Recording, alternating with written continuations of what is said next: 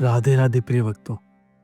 आज हम भगवत गीता अध्याय 2 श्लोक 50 का हिंदी अनुवाद समझते हैं। बुद्धि युक्तो जहातीह उभे सुकृत दुष्कृते तस्मा घो गाय युजस्व योगः कर्मसु कौशलम।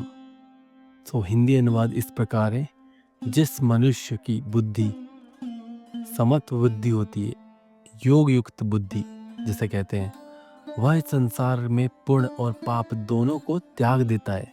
इसलिए योग के लिए तत्पर हो, क्योंकि योग ही कर्म में कुशलता है।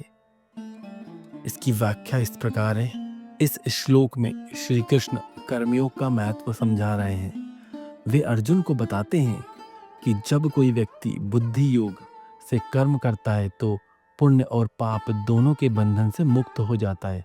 फल की आसक्ति त्याग कर किया गया कर्म कर्मयोग कहलाता है और यही जीवन में सफलता व शांति का मार्ग है।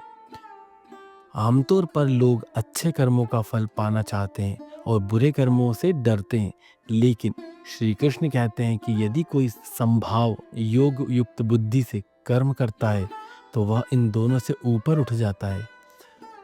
योग का वास्तव अर्थ कर्म में कुशलता है। इसका मतलब है कि हमें अपने कार्य को पूरी निष्ठा, ध्यान और समर्पण के साथ करना चाहिए, लेकिन फल की आसक्ति नहीं रखनी चाहिए। जब हम निष्काम भाव से कार्य करते हैं तो वह कर्म उच्च कोटि का बन जाता है और हमें मानसिक शांति व आध्यात्मिक उन्नति प्रदान करता है। इस श्लोक के मुख्य संदेश इस प्रकार हैं। कर्म करने में समत्व बुद्धि रखना आवश्यक है। पुण्य और पाप के बंधनों से मुक्त होने के लिए निष्काम कर्मयोग अपनाएं। योग का सही अर्थ है कर्म में कुशलता, अर्थात बिना किसी आसक्ति के श्रेष्ठता से कार्य करना। अपने कर्तव्यों को ईश्वर को समर्पित करते हुए निष्काम भाव से करें। सच्ची सफलता तभी मिलती है जब हम अपने कर्तव्यों को मन, बुद्धि और आत्मा से पूरी निष्ठा से निभाते हैं, किसी फल की चिंता किए बगैर।